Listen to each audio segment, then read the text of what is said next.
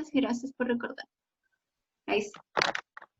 Entonces, como yo les decía, la clase pasada pudimos ver cuáles eran todos los componentes del prejuicio, que había una parte que era el estereotipo, que es la parte cognitiva y también afectiva, ya se asocia a algo que yo, o una creencia, pero también cómo me hace sentir este estímulo social, y después tenemos la parte conductual o comportamental, ¿ya? Y esta parte conductual sería la discriminación, que la vez anterior pudimos revisar el concepto, y también la discriminación positiva, ya que estuvimos discutiendo a qué se refería. Por lo tanto, en cuanto al prejuicio, lo que observa la psicología social es que en general esta es una conducta que ocurre de forma natural, que en definitiva no la podemos eliminar, que es parte del funcionamiento del ser humano. Sin embargo, es súper importante poder comprenderla, poder también ser conscientes de nuestros propios estereotipos, cuáles son los estereotipos que nosotros constantemente tenemos en mente, como yo les decía, esta categorización de ciertos grupos sociales y sus características, ya que es importante hacer reflexión de esto, sobre todo cuando a ustedes les toque intervenir a algún grupo social, ¿ya?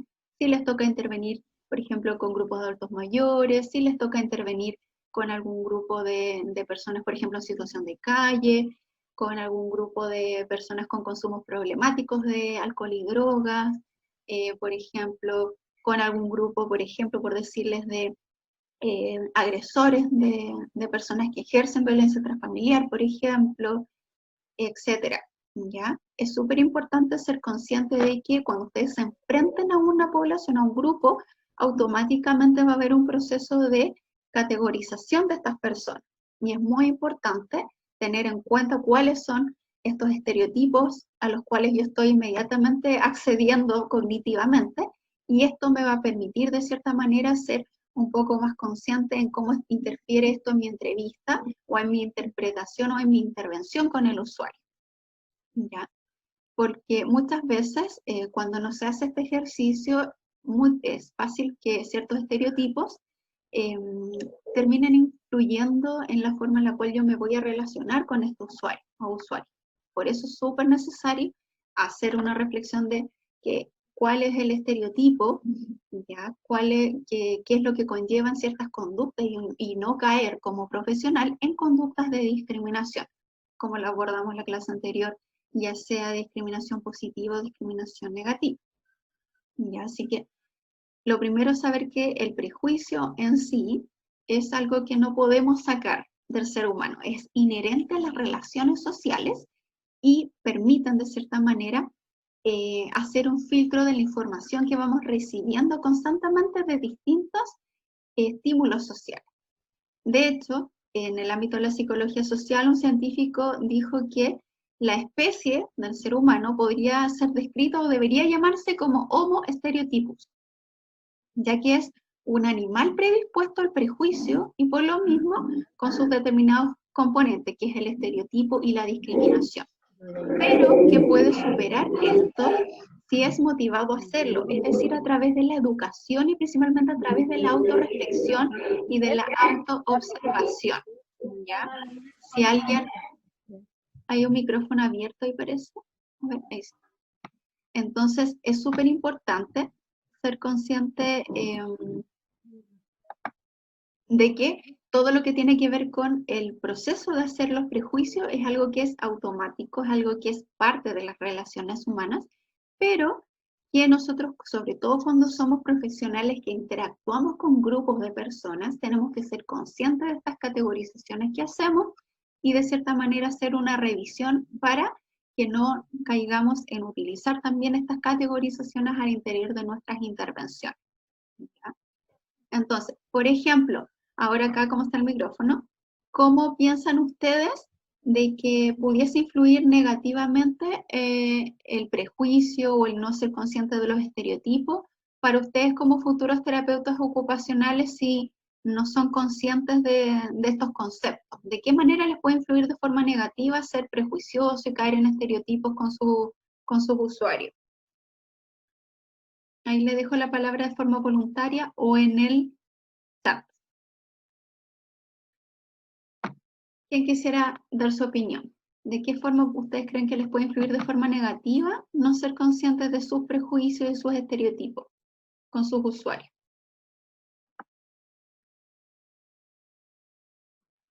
¿Quién quiere aportar? Profe, ¿Sí? podría ser que así como que uno se burle sin querer por Por el hecho de no ejemplo, saber sobre una creencia de una persona, o no, sí, exacto, como burlarse o pasar a llevar sus creencias, sí. tal cual. Sí, excelente. Sí, Bárbara. Claro, por ejemplo, si tú estás tratando de generar o haciendo alguna actividad en grupo y justamente sin querer te burlaste de alguna creencia, como dices tú, de acuerdo por tus prejuicios, interfieres inmediatamente en la percepción que va a tener ese usuario de ti, ¿no es cierto? Eso es un muy buen ejemplo. Y se complementa con lo que escribió la Paula Chacón ahí en el chat, que justamente interfiere mucho a la hora de vincularse. ¿Ya? Súper bien. Es como lo que principalmente hay que tener ojo. ¿Ya? Hay como casi que tratar de ser lo más neutro posible respecto de nuestro lenguaje verbal, de nuestros comentarios, sobre todo, por ejemplo, cuando a ustedes les toque hacer intervenciones grupales, que en algún momento eso les va a ocurrir, como yo les daba el ejemplo. ¿Ya? Entonces, si a ustedes ya les toca intervenir por decirles algo con algún grupo de adulto mayor, ustedes ya se van a hacer como, van a acceder al estereotipo del adulto mayor, por ejemplo. O si a ustedes les toca trabajar con algún grupo de jóvenes en situación de calle, también van a tener acceder de inmediato a la categoría. Entonces, súper importante ser conscientes del lenguaje verbal que nosotros vamos a emplear con ellos, porque justamente como ustedes dicen, interfiere en el vínculo y también obviamente en las futuras intervenciones que queramos hacer. ¿Ya? Por lo tanto, en relación al Profe, prejuicio, ¿sí? eh, lo que pasa es que en respuesta a eso mismo, igual influye las intervenciones, Exactamente. porque, por ejemplo, si nosotros vamos a un, no sé, club de adultos mayores, Ujú. probablemente vamos ahí con una idea de ciertas intervenciones, Sí, pero no le vamos a preguntar realmente a las personas qué es lo que quieren. El otro día exactamente, habíamos Paula. hablado de eso. Sí, Por ejemplo, ir a un club de adultos mayores y suponer que le gusta hacer eso, y a lo mejor no necesariamente les gusta hacer eso. O suponer que son solo mujeres, por ejemplo. tal cual. Sí, Paula, súper bien. Claro, uno entonces que el perjuicio les puede intervenir claramente, les puede jugar malas pasadas en el vínculo, y otro justamente que influye directamente en sus intervenciones.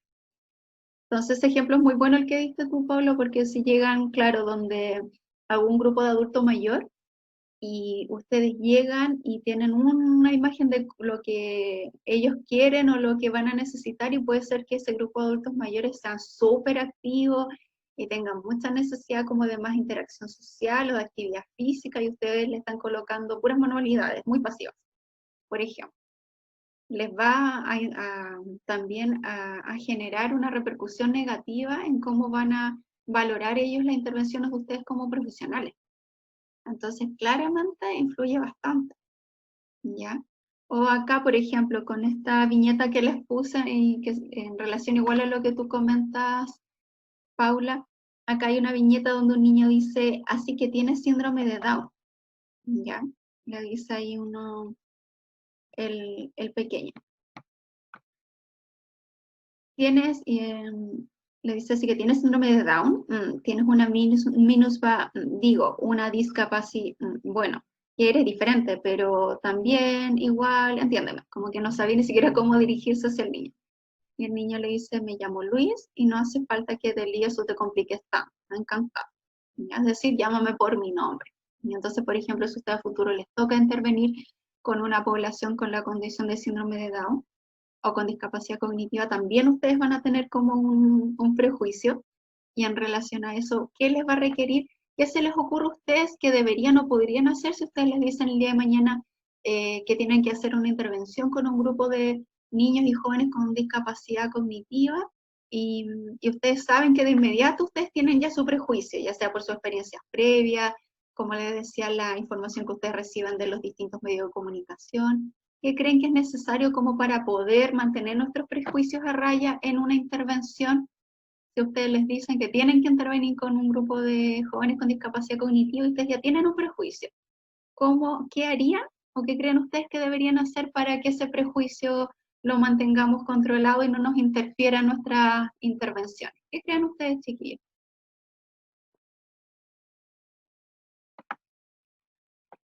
Que nos autorretemos. Ya, no se puede. No sé si se puede hacer eso.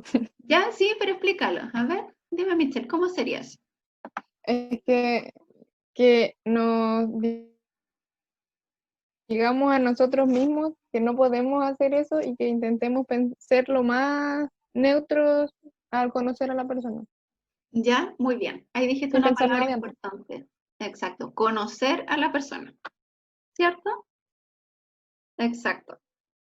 Justamente lo que tú dices, conocer al otro, porque yo puedo, y de hecho pasa con la gente que trabaja de repente con discapacidad cognitiva, con los jóvenes con síndrome de Down, dice, ay, si ellos son tan cariñosos y son tan afectuosos, y tú vas a conocer a los jóvenes y no todos son así.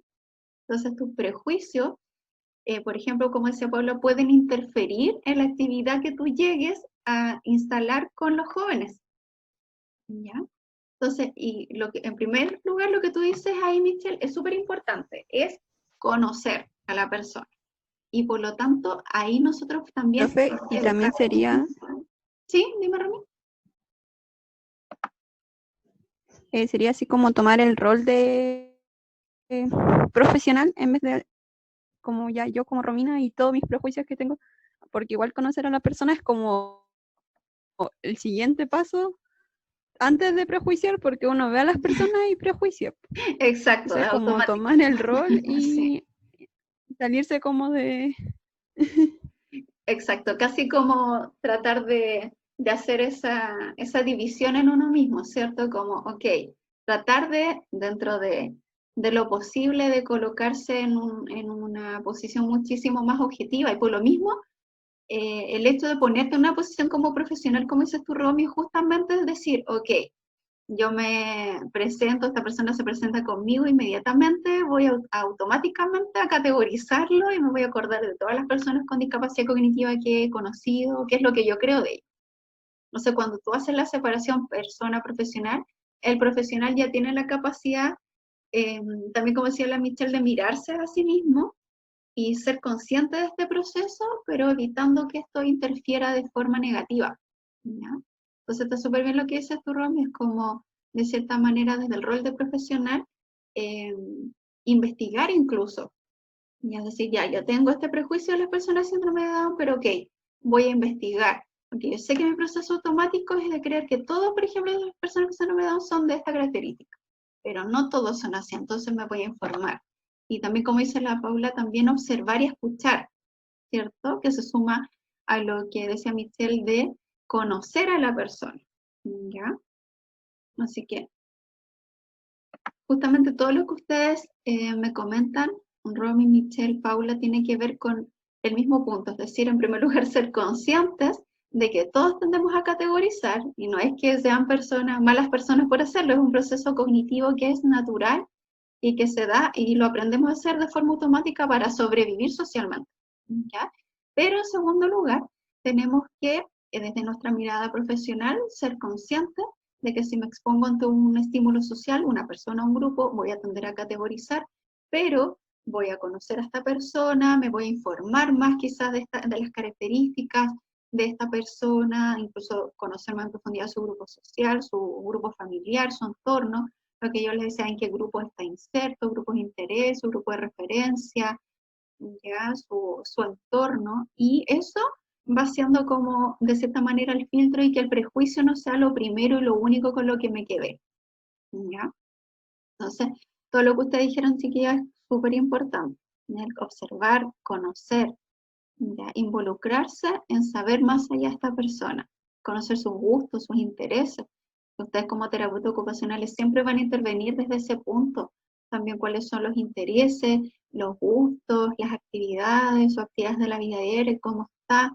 Entonces, y eso claramente no es algo generalizable. ¿ya? Porque cada persona, aunque tengan un punto en común, va a tener ciertas áreas que lo va a hacer muy distinto uno del otro. Así que por lo mismo, acá en este cuadrito les coloqué, como dice ahí, prejuicio, sería una actitud social, como les explicaba en la clase anterior, y por lo tanto, como una actitud social, tiene una creencia y una emoción, que sería el estereotipo, y una conducta, que sería la discriminación. ¿Ya? Esta esquemita es de cierta manera resume este concepto del prejuicio, y al cual, como yo les decía, estamos constantemente realizándolo, y es algo que nosotros desde la mirada profesional lo podemos regular, pero jamás podemos eliminar. No podemos eliminar el prejuicio en sí. ¿Por qué? Porque hay factores que van ayudando a que los prejuicios se mantengan. Como yo les decía acá en la pregunta, ¿es posible desaparecer, sacar el prejuicio de la sociedad? Y la respuesta es no. No puede desaparecer el prejuicio.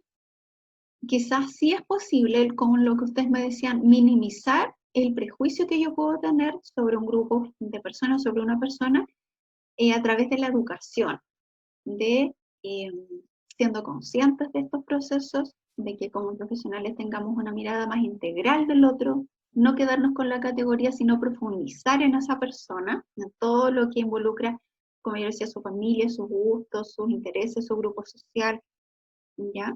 Y así ya lo regulamos. ¿Por qué? Porque el prejuicio es parte del proceso cognitivo del ser humano, y es parte de lo que yo les decía, de poder filtrar la información social y los estímulos sociales que nos llegan, que son constantemente muy elevados. ¿Y cuáles son los factores que van ayudando a que se mantengan los prejuicios? En primer lugar, es que muchas veces este proceso de filtración, como yo les decía, se va reforzando, se va sosteniendo esta categorización que es el estereotipo. Las personas vamos recordando mejor aquellos hechos que se van relacionando con un estereotipo, es decir, vamos constantemente como si tuviéramos un cierto colador mental y vamos asociando una determinada imagen, como ellos le dicen, un determinado grupo social con determinadas conductas. Entonces esta asociación se va haciendo constantemente, los medios de comunicación, la publicidad lo refuerza todo el tiempo, desde que somos muy pequeños, y lo vamos haciendo, como decía, de forma automática. Por lo tanto, siempre vamos recordando determinadas características físicas, conductuales, emocionales con un grupo de personas, y esto es como nuestro filtro, ¿ya? Y vamos siempre recordando aquello que va calzando con ciertas categorías de grupos sociales.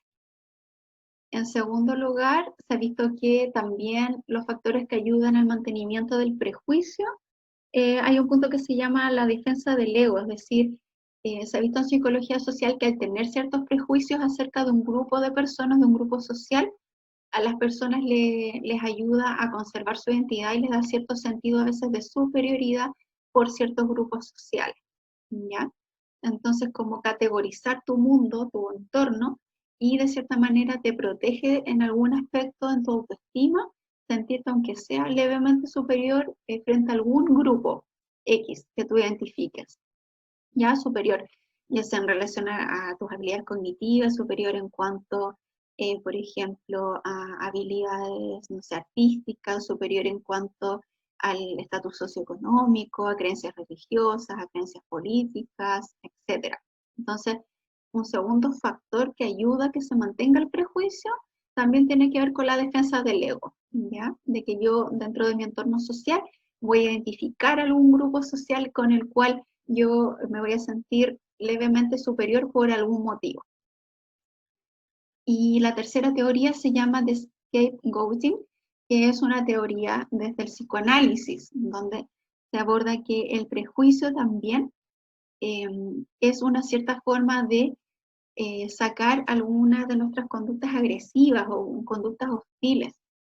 Entonces se caracteriza un grupo de individuos de acuerdo con una conducta que nosotros asociamos que es no aceptable, no ética o que es inmoral, y que de este pequeño grupo de personas lo asociamos a que todo el grupo finalmente al cual pertenece esa persona o al que se parece tienen esta misma conducta, y enfocamos nuestra agresión en este grupo, ¿ya? de cierta manera se complementa con el anterior, que es de la defensa del ego. Una parte yo identifico algunos grupos sociales, con algunos me siento superior y además con ellos de cierta manera yo voy a enfocar mi hostilidad, mi rabia y mi ira y la voy a canalizar por ahí.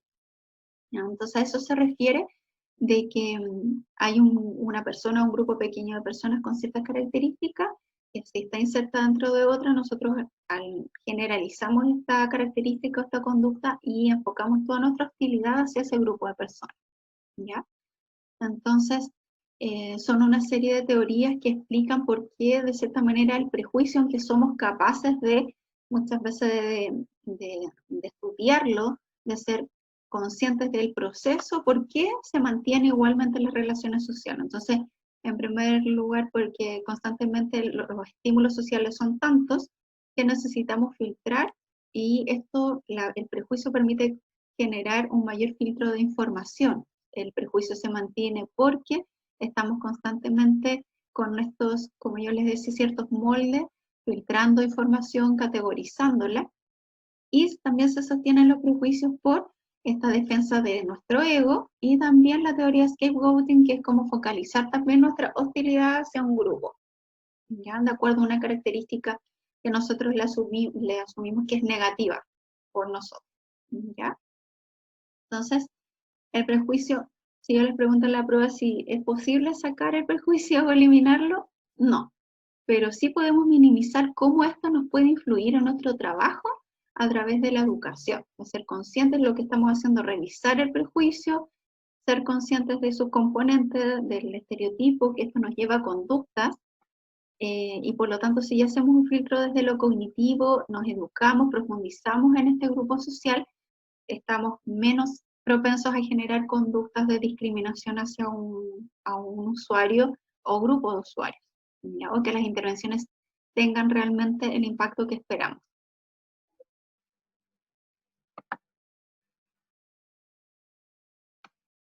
En el curso de Psicología Social, igual es importante, además de que ustedes conozcan el concepto de prejuicio y sus componentes, revisar a qué se refiere el prejuicio de género, ¿ya?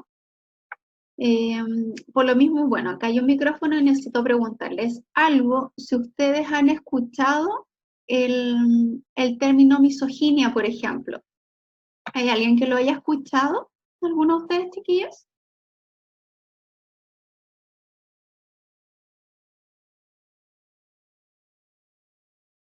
Ya sea por el chat o por el micrófono me pueden comentar. Ya, la Paula dice Sí, profe. que sí, la Michelle igual, la Caro también. ¿Ya? Entonces, la misoginia se refiere obviamente ya sea al ámbito ya conductual, el Nico igual lo he escuchado, conductual o también desde lo verbal, tener una aversión hacia lo femenino, hacia las mujeres.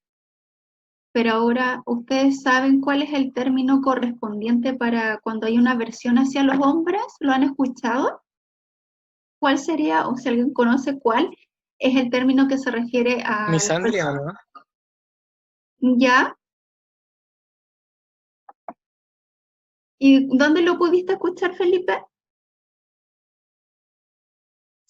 No estoy seguro, pero en alguna clase de cuarto medio.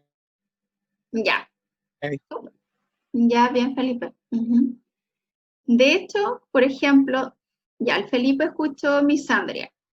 ¿Quién más de ustedes ha escuchado a qué se referiría o cómo le podríamos decir a una persona que tiene una aversión hacia los hombres? ¿Quién más? El Felipe es uno que ha escuchado acerca de Misandria. ¿Quién más? ¿O quién se atreve a dar algún concepto? El Nico, ya, pero Nico, ¿tú igual habías escuchado el concepto de misandria? Sí, profe. Creo que de una persona que estudiaba psicología,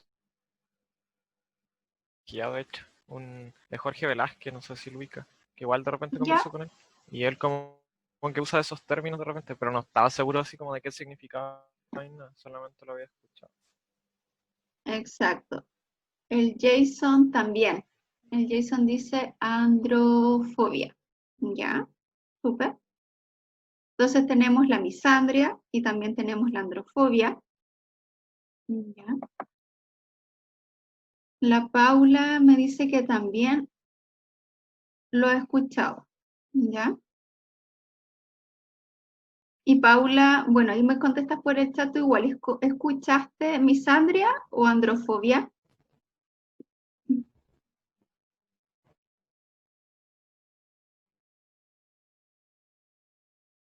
Claro, no se dice muy común. Ujú.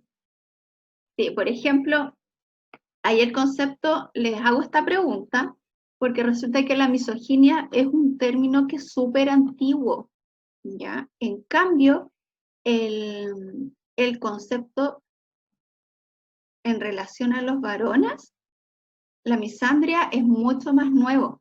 De hecho, el concepto que nos dice Jason de la androfobia, eso ya es una patología porque es cuando ya tienes un miedo intenso a todo lo, sobre todo a la figura masculina, ¿ya?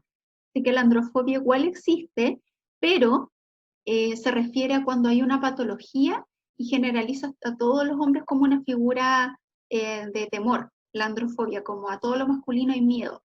En cambio, justamente la misandria se refiere a que hay una conducta, una actitud que es más bien negativa, no hay un miedo como la androfobia, ¿ya? Pero a la misandria, si ustedes buscan, googlean o ven en cuanto, por ejemplo, al tiempo en que se creó los conceptos, la misandria es muy actual, es como mucho más nueva que la misoginia, que es un término que existe durante muchos años, ¿ya? Entonces, en comparación, el concepto y cómo se ha estudiado la versión hacia las mujeres es algo que es mucho más antiguo versus la misandria, que es algo como mucho más actual. Y justamente esto está de la mano con lo que ocurre actualmente con el prejuicio de género, y que es algo que ha ocurrido durante décadas, ¿ya? Y el prejuicio de género justamente se refiere a que nosotros tenemos una creencia respecto de cómo debe comportarse el varón y cómo debe comportarse una mujer, dividiendo como estos dos géneros, ¿ya? Entonces existen mandatos y mandatos sociales que se van transmitiendo de generación en generación de cómo debe ser el varón, cómo debe ser la mujer en sus roles, ya desde que son bebés prácticamente, obviamente hasta el desarrollo de todo su ciclo vital. Por eso, acá el estereotipo de género en este monito, que espero que se vea bien, ahí en el varón, por ejemplo, dice fuerte, dominante, valiente, independiente, audaz y rudo, ¿ya? Y si ven, también hay unos monitos ahí de una pelota de fútbol, una botella y una guitarra, un auto, una billetera, unas pesas, unas herramientas, una maleta. Y en este perfil de una mujer aparece cuáles son como el estereotipo, los mandatos de cómo tiene que ser la mujer: sentimental, dependiente, recatada, frágil, sumisa y dulce. Aparece un vestido, un corazón, unas flores, un osito, un zapato, como un lapiar, un tecito, ¿ya? Entonces, el estereotipo de género es el componente principal que lleva también a situaciones de discriminación de género, ¿ya? Entonces, el estereotipo de género, de hecho, es el que más se observa a nivel también mundial y que se evidencia, por lo menos en los estudios que ha hecho la psicología social, que es mucho más frecuente y mucho más fuerte, es decir, está constantemente replicado en distintos países a lo largo del mundo, más fuerte incluso que los estereotipos raciales, ¿ya? Y discriminaciones de tipo racial. Ya, por lo tanto, el prejuicio de género es súper importante también tener la claridad hoy en día de cómo esto puede interferirles a ustedes en sus intervenciones o en sus reacciones frente a los usuarios que vayan a tener a futuro. Ya que hoy, afortunadamente, hay mayor educación al respecto, las familias igual ya evitan esto de estarle regalando juguetes, por ejemplo, muy asociado al rol de género, a que si es una hija, le van a regalar una cocina de juguete, una plancha de juguete, la guagua de juguete, todo asociado a crianza, a cuidado del hogar, ya están abriéndose mucho más al hecho de que una niña tiene que jugar y puede jugar con bloques, con autos, que un niño también puede jugar con muñecas, y que eso no va a involucrar ningún cambio en su desarrollo, por el contrario, va a tener un desarrollo más integral. Pero también muchas veces en los colegios se observa que hay algo que se llama el currículum oculto en los colegios, donde muchas veces también hay docentes que al no ser conscientes de sus propios prejuicios tratan de forma muy diferente a los varones y a las mujeres y van reforzando estereotipos de género. Y cuando los docentes logran tener mayor conciencia de esta situación, también va favoreciendo las relaciones sociales entre ellos. Pero a la fecha se sigue observando, y en Chile con mucha frecuencia, que existe este currículum oculto, donde se trata, por ejemplo, por decirles algo, si el varón le va excelente en matemáticas, se refuerza, se potencia para que sea ingeniero, etcétera, versus de repente una mujer si le gustan mucho las matemáticas, como que no se le potencia tanto, no se le está estimulando como para que pueda cada vez ir avanzando hacia, por ejemplo, ejercicios como más complejos, porque el profesor va a tender como a reforzarlo más de forma positiva en el varón.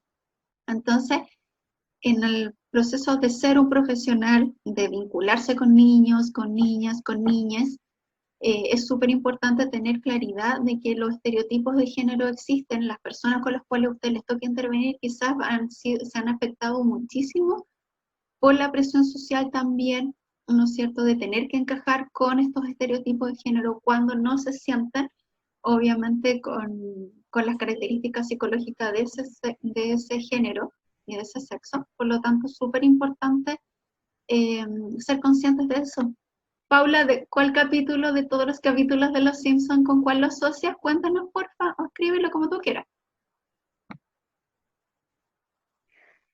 Mira, de ese mismo ejemplo, cuando Lisa se hace pasar por niño para poder ir a las clases de matemática, porque las clases de matemática de los niños eran mejores que de las niñas.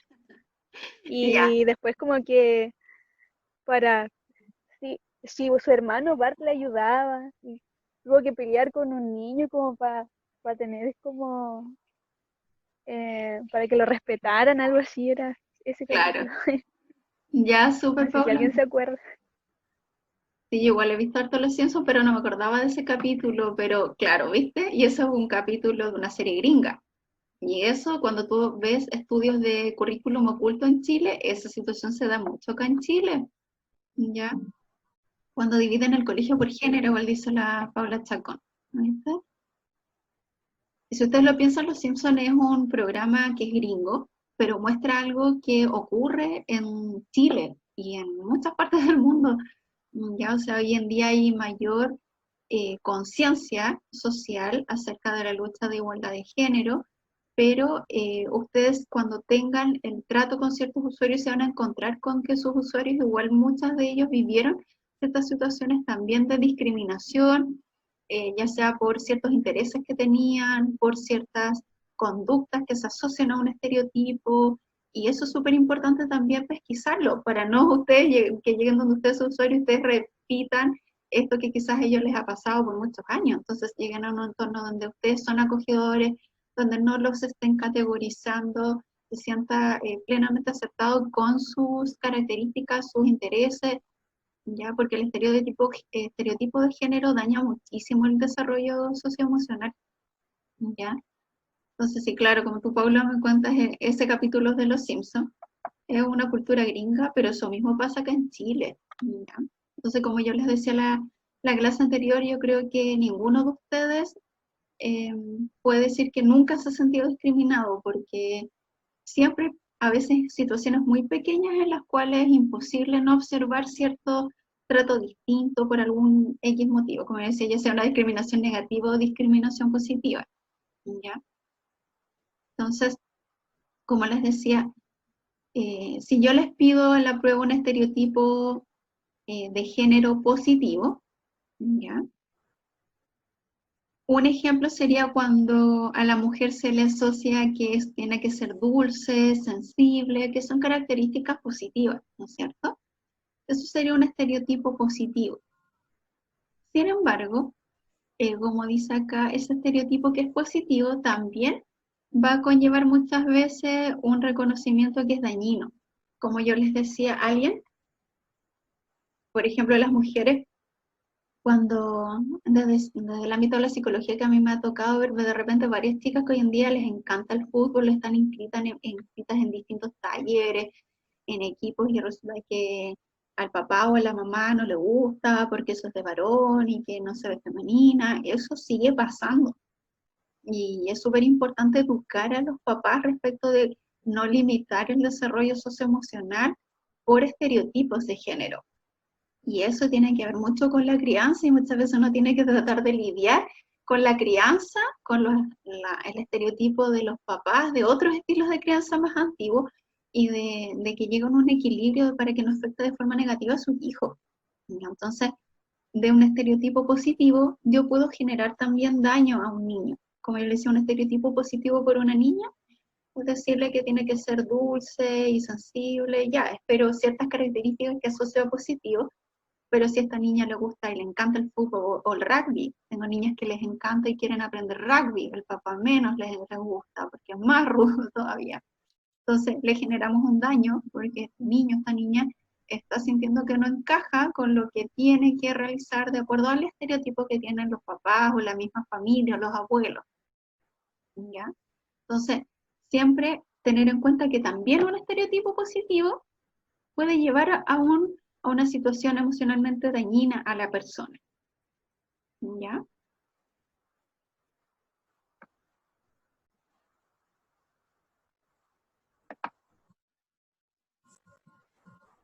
El prejuicio de género, por lo tanto, lo que genera también siempre es un trato discriminatorio.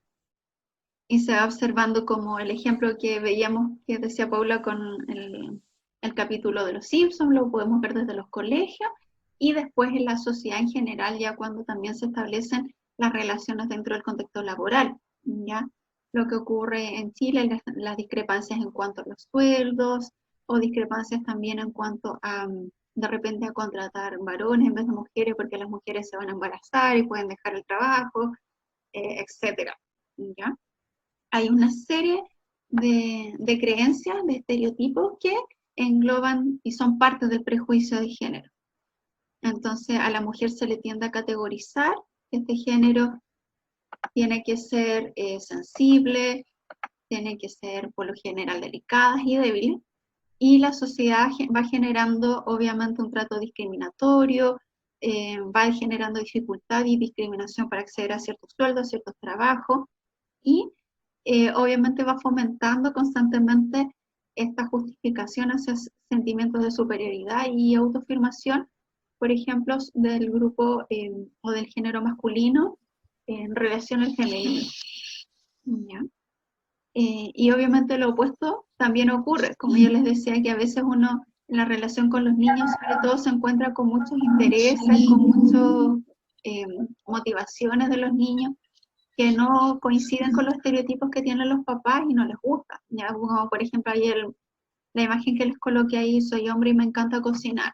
¿Ya?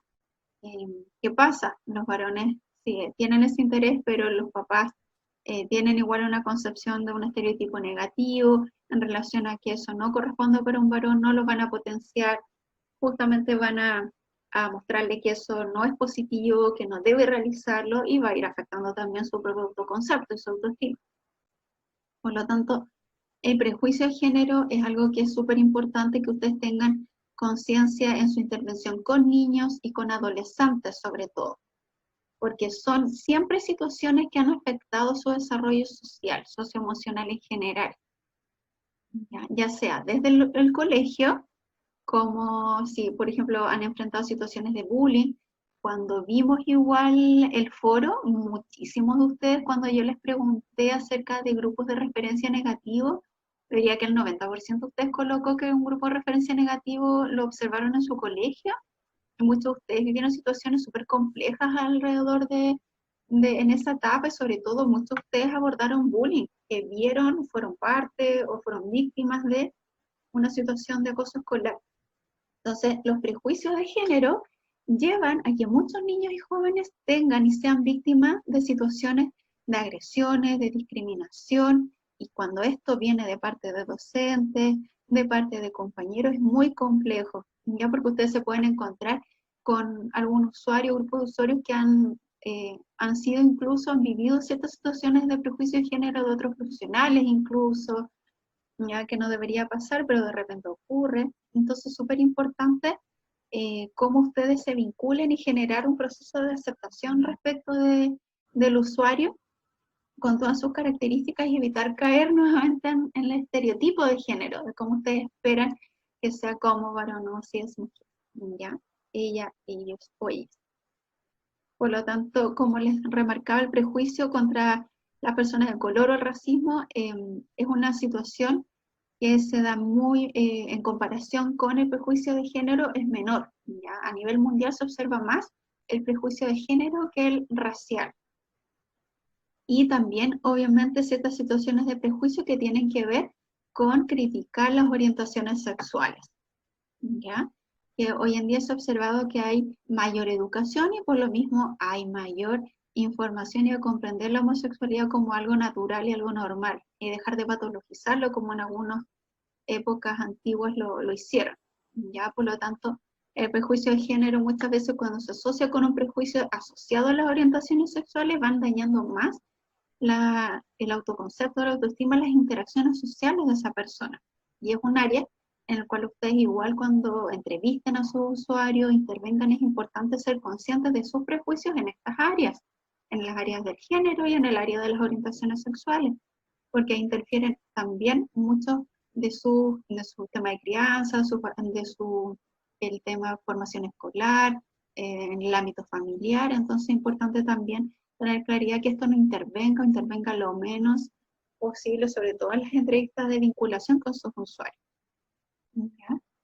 Entonces, y como dice acá, el prejuicio de género llega a ser mortal, a que nos referimos cuando ocurren situaciones como los femicidios, ¿ya? Que en nuestro país, como ustedes saben, tiene índices demasiado elevados de femicidio, y que tiene que ver también con un proceso de constante estereotipos de género, y donde también se va replicando ciertas formas de funcionar desde el rol de la mujer o desde el varón, y naturalizar ciertas conductas, sobre todo las de violencia. Entonces, el prejuicio de género se considera que es literalmente mortal, porque también influye en situaciones como los femicidios, ¿ya?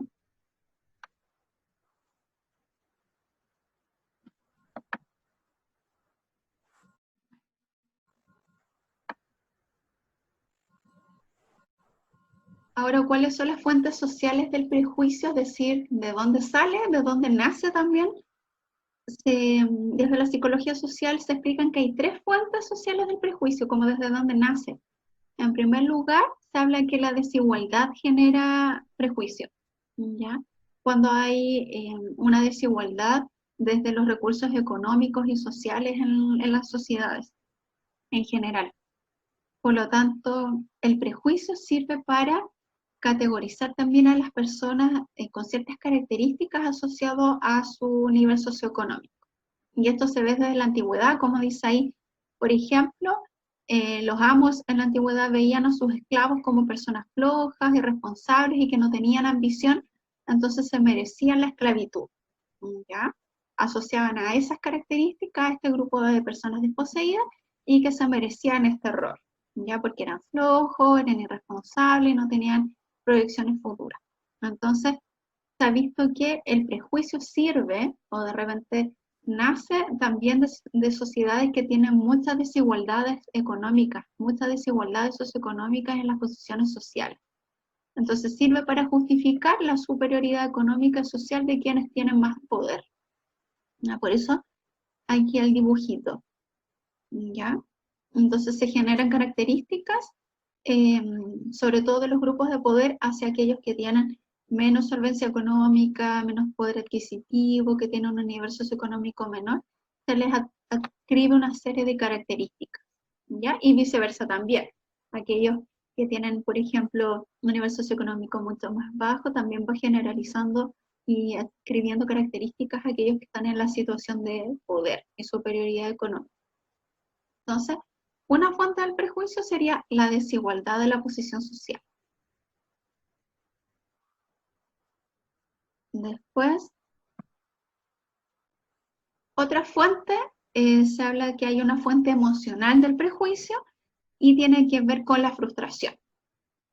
La fuente emocional del prejuicio sería la frustración y se refiere a que cuando hay distintos grupos dentro de una sociedad y empiezan a competir por algún recurso, comienzan los prejuicios. Y lo que decíamos en la clase anterior, cuando el Nico hablaba de los inmigrantes, de que siempre si alguna persona es colombiana, por ejemplo, se le escribe de inmediato ciertas características y opera automáticamente los estereotipos. Una fuente emocional del prejuicio explica que la frustración, cuando hay frustración entre grupos sociales, se va generando también el prejuicio. Hay una competencia por lograr recursos que son escasos. Por ejemplo, ahí les coloqué la inmigración y el desempleo. Si llega a un país distintos grupos, por ejemplo Chile, llegan grupos de haitianos, de peruanos, venezolanos, colombianos, etc.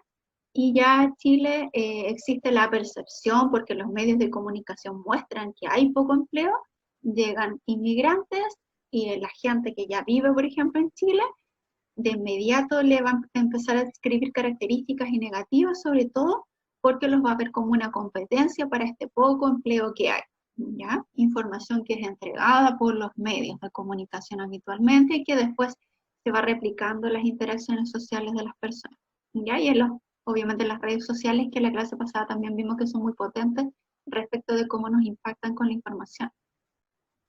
Por lo tanto, habría una fuente emocional del prejuicio que sería la frustración y sobre todo la competencia por recursos escasos. Y en este caso, un ejemplo sería lo que ocurre con la inmigración y el desempleo, ¿ya? Entonces la frustración alimenta también estos prejuicios.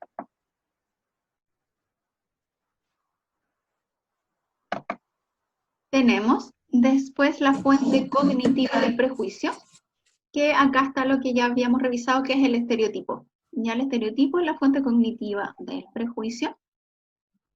La fuente emocional, que también yo les había dicho que el prejuicio tiene un componente emocional que está ligado con el estereotipo. Si yo les hablo de una fuente emocional, claramente igual lo principal es como la frustración, ¿ya? Y la fuente cognitiva tiene que ver con el estereotipo. Vamos categorizando, organizamos el mundo en grupitos y la colocamos una característica, ¿ya? Entonces nosotros nos sentimos pertenecientes a un grupo y al resto del exogrupo, los que no pertenecen a ese grupo, le vamos adscribiendo características y los vamos asociando y dividiendo mentalmente para memorizar, como para interactuar con ellos, les vamos colocando características. Entonces, como dice ahí, si un biólogo clasifica plantas y animales, el ser humano clasifica a personas. Y, como les decía, el prejuicio no desaparece porque le permite razonar más rápido sobre tanto estímulo social, tanta persona que conoce a lo largo de su vida y obviamente a lo largo de su desarrollo, y por lo tanto necesita ir categorizando. Entonces, ¿qué es lo que hace el estereotipo? Como nos permite categorizar, es que automáticamente cuando nos enfrentamos a un grupo de personas, nos da una información útil, pero con un mínimo esfuerzo cognitivo. ¿Ya? Entonces, esa sería la fuente cognitiva del prejuicio, los estereotipos.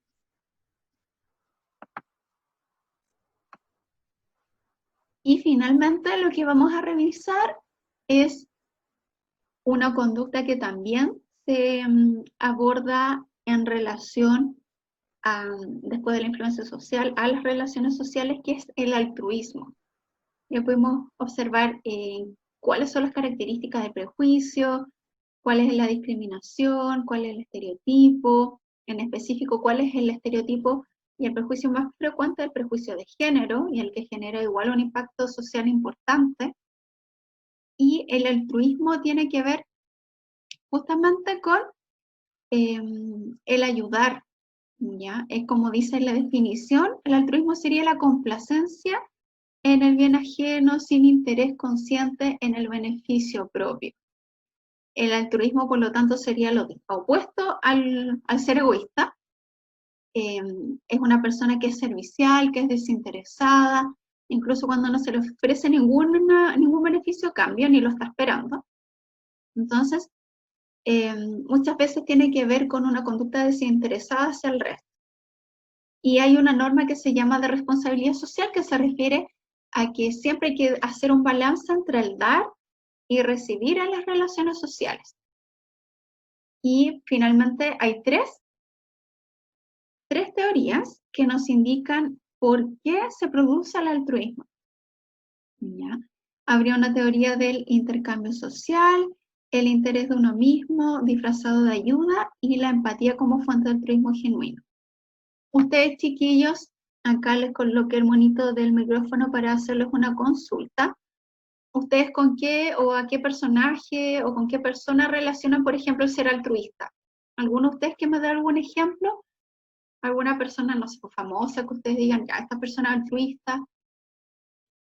O no sé, dentro de su familia, si hay alguien que ustedes digan que es altruista o alguien famoso, alguien... Keanu Reeves. Ya, Felipe, ¿y por qué? A ver, cuéntanos qué es lo que hace él. ¿Qué no hace? Yeah. ¿Qué no hace? Sí, claro, sí, No, altruista. hay varias cosas en realidad. También recuerdo, no sé por qué siempre recuerdo que una vez leí que un comentario de una tipa cualquiera, es una persona Sí, X, ya, que decía que tuvo un problema en su auto y él se bajó de su auto a ayudarle y que había quedado impactada cuando él se acercó a ayudar claro. Sí, pues, porque lo de la tienden a nada, así en la mitad categorizar de la carretera. como un dios. Como que bajó de su nube a ayudar, ¿cierto? Ya, Claro. súper bien, Felipe, ¿viste? Ese es un muy buen ejemplo. La Paula igual dice el padre Alberto Hurtado, por ejemplo. Ya, también, ¿cierto? Además uno lo asocia automáticamente también al hogar de Cristo y a toda la labor que realiza esa institución. La Caro Ibarra también dice altruista por las personas que hicieron donaciones por la contingencia. Claro, una persona sin necesidad de ser famosa, obviamente puede tener una conducta altruista al hacer muchas donaciones con todo lo que está pasando, ¿cierto? Y puede, como yo le decía en otras clases, que nunca haya sido altruista, pero ahora se instale como una conducta. Farcas también. Sí, Michelle, está súper bien. Farcas, profe, sí. Sí, está súper bien tu ejemplo. ¿Y por qué, por ejemplo, a Farcas lo asocias como una persona altruista?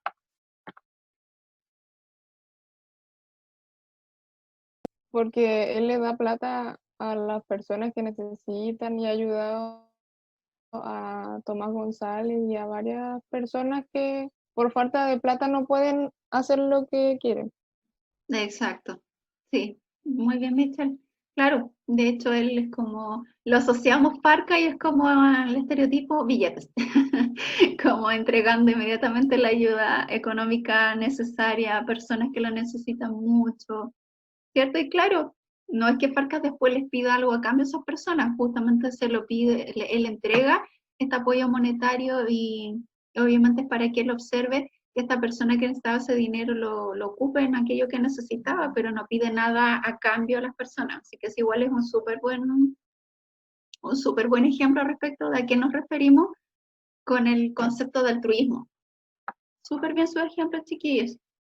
Justamente la idea es como el altruismo se refiere a esto de entregar una ayuda y pensar en el bien ajeno sin estar o pensar o sin interés consciente del beneficio propio. ¿Ya? Lo opuesto al egoísmo, y como ya les decía, se basa en la norma de la reciprocidad, es que a nivel social, o de la norma de la responsabilidad social, es que debe haber un balance en nuestras relaciones sociales entre el dar y el recibir. muchos de ustedes igual cuando en el foro colocaron actividades en las cuales están insertos también, muchos de ustedes están insertos en actividades que tienen una labor altruista importante. ¿Ya? Entonces, sin que sean famosos, como yo les decía, su labor es súper importante y con un impacto social importantísimo y tiene que ver con generar este balance de entre el dar y el recibir. ¿Ya?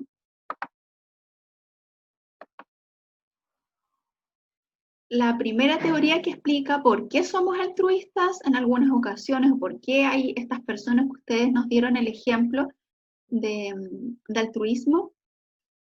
La teoría del intercambio social dice que las interacciones humanas son transacciones y que tienen el fin de que van maximizando nuestras gratificaciones y minimizar nuestros costos. Es decir, que intentamos cuando realizamos alguna ayuda que la gratificación por haber hecho eso sea mucho mayor que el costo que nos implicó hacerlo.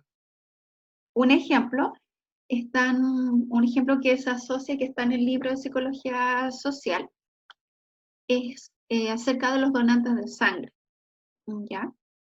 Los cuales piensan, antes de decidirse si donar sangre o no, también cuál es el procedimiento, el pinchazo, la fatiga que van a tener, el tiempo que va a invertir, pero piensan en eso, pero a su vez después piensan en cuántas personas van a ayudar, y también piensan en la culpa de no ayudar a tantas personas y en la desaprobación social. Por ejemplo, si yo justo estoy en un grupo donde todos donan sangre y yo no sé si donar o no.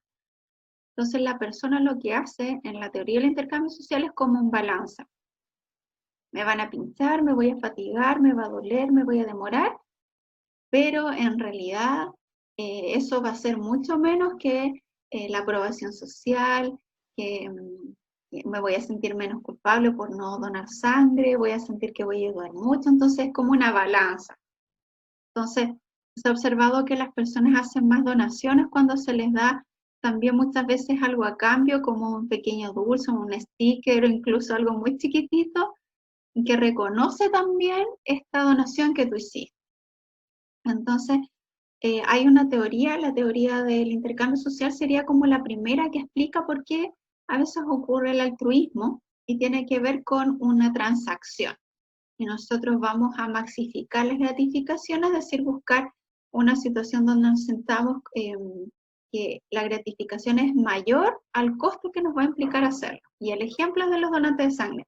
Una persona va a sentir que va a ayudar a muchas personas, va a sentir menos culpa por no ayudar, va a sentir mayor aprobación social y que eso es mucho más grande en intensidad respecto de cómo se va a sentir que el pinchazo, que el dolor, que la fatiga y que el tiempo que debe invertir. Entonces, lo pone en una balanza y realiza esta conducta altruista. ¿Ya? Entonces, es un intercambio y se busca maximizar las gratificaciones y que sean los mínimos costos para sí mismo. ¿Ya? Entonces, esa sería como la primera teoría que explica el altruismo. La segunda se llama el interés de uno mismo disfrazado de ayuda. ¿A qué se refiere? Es cuando muchas veces las empresas o las personas, una persona ya sea de forma individual o grupos de personas, ayudan a los demás, pero tienen ciertas motivaciones para mejorar su imagen interna o la imagen externa.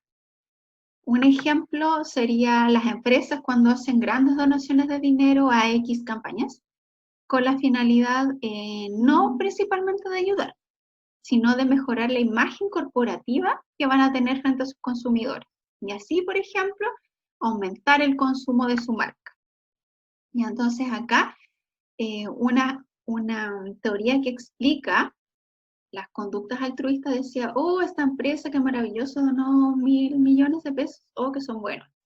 En realidad, hay, como dice ahí, sería el interés de uno mismo disfrazado de ayuda. En realidad, hay un objetivo que es empresarial por mejorar la imagen corporativa, ¿ya? Como dice el Nico, también los políticos hacen eso. Una forma muy baja de obtener los votos, claro. Sí, pues ese sería un ejemplo importante en épocas de campaña. Ya sin caer en el estereotipo de los políticos, un ejemplo sería, claro, cuando hay persona está tratando de candidatearse para algún cargo importante, es más probable que genere muchas veces ciertas ayudas sociales o altruismo para nosotros, pero en realidad puede ser el interés de uno mismo disfrazado de ayuda, es decir, buscar mejorar su imagen para tener mayores votantes, ¿cierto? Ese ejemplo igual está súper bien, Nico, ¿ya? De cómo una cierta donación o cierta ayuda social en realidad disfraza el interés por mejorar la imagen y generar más votos. ¿Ya? Entonces, la primera teoría que nosotros vimos era como mucho más alusiva en que una persona reflexiona y trata de ayudar y que esa gratificación es mayor que el costo que a uno le involucra. Y esta teoría, la número 2, nos dice que puede haber un altruismo que nosotros digamos desde afuera, hoy esta persona es muy altruista, esta empresa tiene siempre conductas altruistas hacia el grupo, algún grupo X, pero en realidad sería el interés de ellos mismos disfrazados de ayuda. ¿Ya?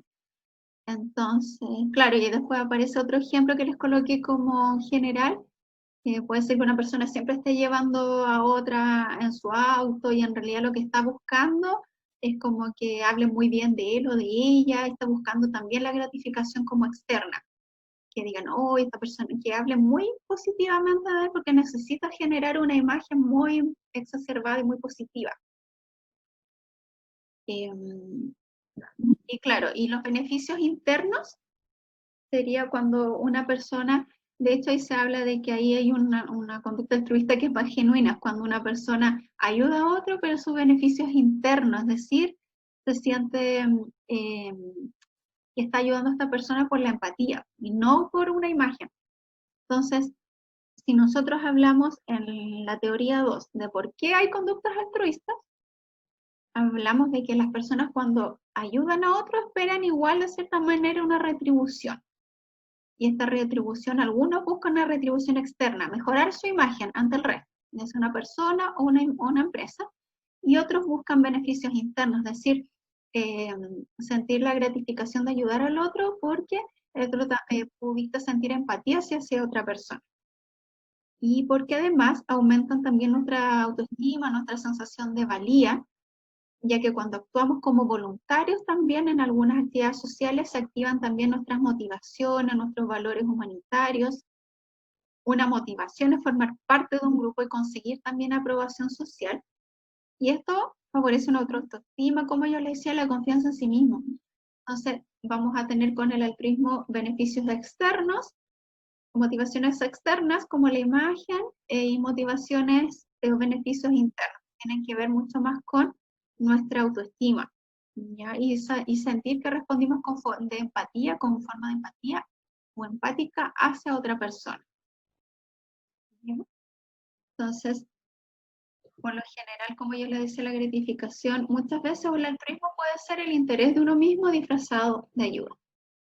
¿Ya? O como en el dibujo que les coloqué, esta persona está ayudando a una persona en situación de calle, pero se está sacando la tremenda selfie y la va a subir a todas sus redes sociales. Entonces, obviamente está esperando ahí él estaría buscando una retribución interna o una retribución externa, chiquillos. ¿Qué creen ustedes?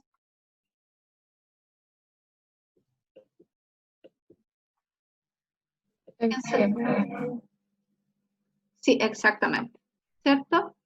Porque justamente lo que está haciendo es sacarse una foto para mostrarlo en todas sus redes sociales, tener muchos likes, comentarios y obviamente tener todos la retribución externa de felicitaciones, de comentarios, etc. ¿Ya? Entonces hay una retribución externa. Si hubiese sido un beneficio interno, una retribución interna, él no se estaría sacando la fotografía. Lo hubiese ayudado, se hubiera ido para la casa, pero se hubiera ido tranquilo, contento, satisfecho, con su autoestima como por las nubes porque ayudó a alguien, pero sin hacérselo saber a nadie. ¿Ya? Entonces ahí, ojo con el altruismo, que muchas veces puede ser el interés de uno mismo disfrazado de ayuda.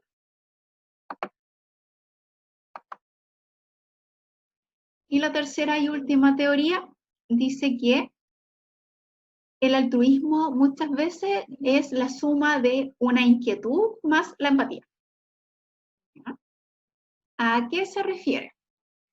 De que dice que cuando nosotros estamos frente a alguna situación de sufrimiento, no se puede ser como algún ser humano, algún animal, etc., vemos el sufrimiento de este animal, de esta persona, y esto nos genera una inquietud o un malestar interno. Y tenemos dos opciones cuando nos encontramos ante el sufrimiento o una situación en que otra persona o animales necesiten ayuda. Tenemos dos opciones.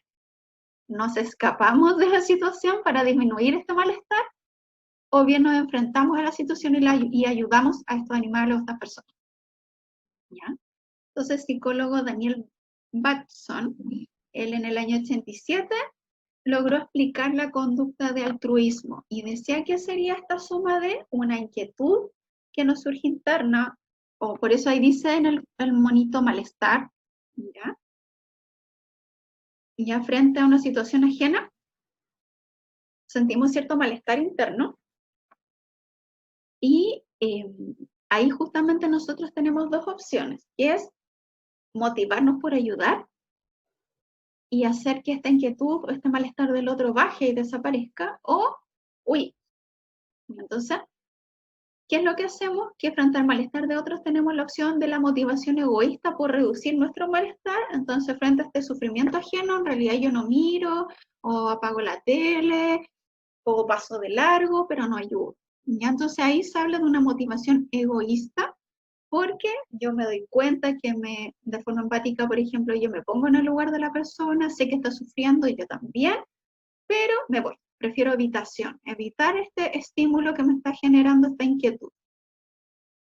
¿Ya? Versus, como ya le decía, el otro camino es que nos encontramos frente a este otro que está sufriendo, nos genera una cierta inquietud o malestar, y nos colocamos en la situación, en la comprensión de esta otra persona, y nos motivamos por reducir este malestar de la persona. Y tomamos una acción concreta. En vez de evitar, actuamos.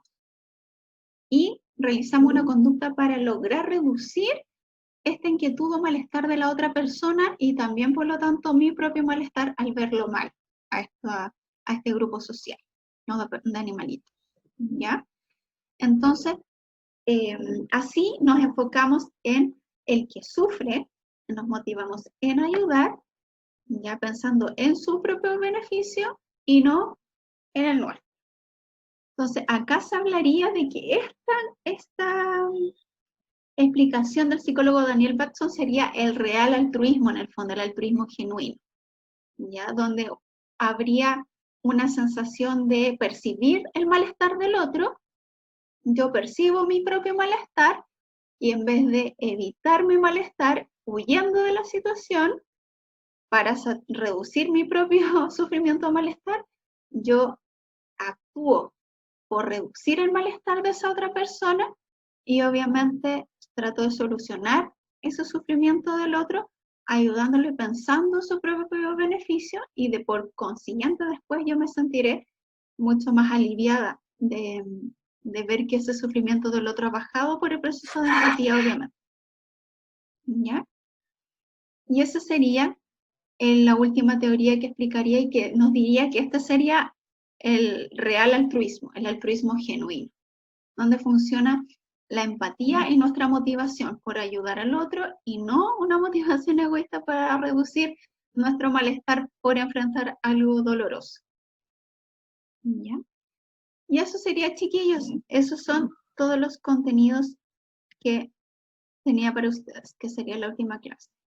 Cuéntenme ahora todas las dudas que tengan en relación al concepto de altruismo, al concepto de, si tienen alguna duda en relación a los estereotipos, las fuentes, que ahí yo les decía que cuáles eran las 3 fuentes. Hay una fuente social del prejuicio, que es la desigualdad, una fuente emocional del prejuicio, que es la frustración, una fuente cognitiva, que son los estereotipos, que ya los habíamos revisado en la clase pasada. Después revisamos también lo que tenía que ver con, al comienzo de la clase, los componentes nuevamente de lo que tenía que ver con el concepto de prejuicio. Revisamos los prejuicios de género. ¿Ya? Así que les dejo a ustedes, chiquillos, si tienen alguna duda en relación a lo que revisamos hoy día.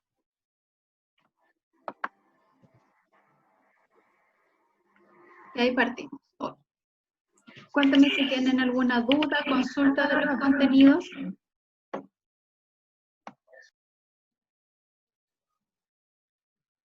O lo pueden escribir en el chat Así es, mi reina. para que me comenten sus inquietudes o sus dudas en relación al contenido antes de la prueba, que es el otro martes. Aprovechen de consultar. La prueba, por lo tanto, sería desde lo que vimos de los grupos.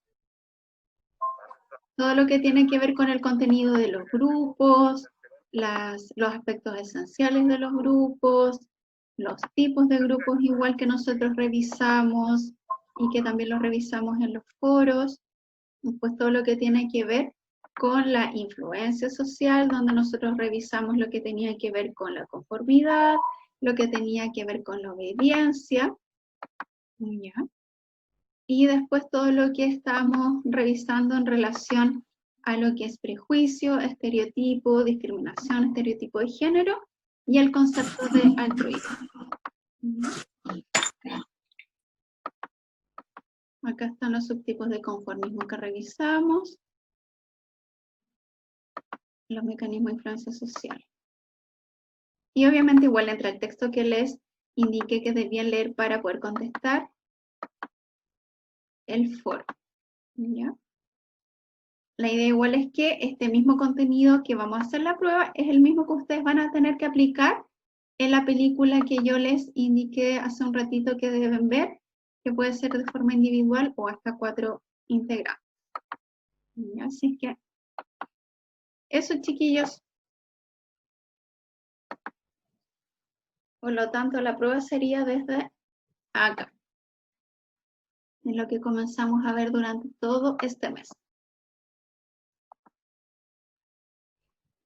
Ya, chiquillos, están en libertad. Este ha sido el último contenido. Espero que estudien, que puedan cerrar bien igual este ramo de psicología social.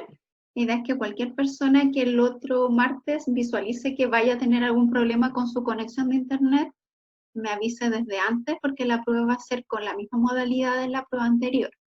10 preguntas y también van a ser todas de desarrollo.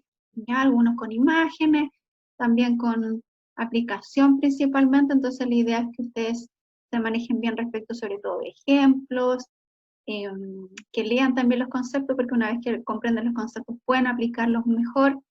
Así que eso para que les vaya excelente en la última prueba.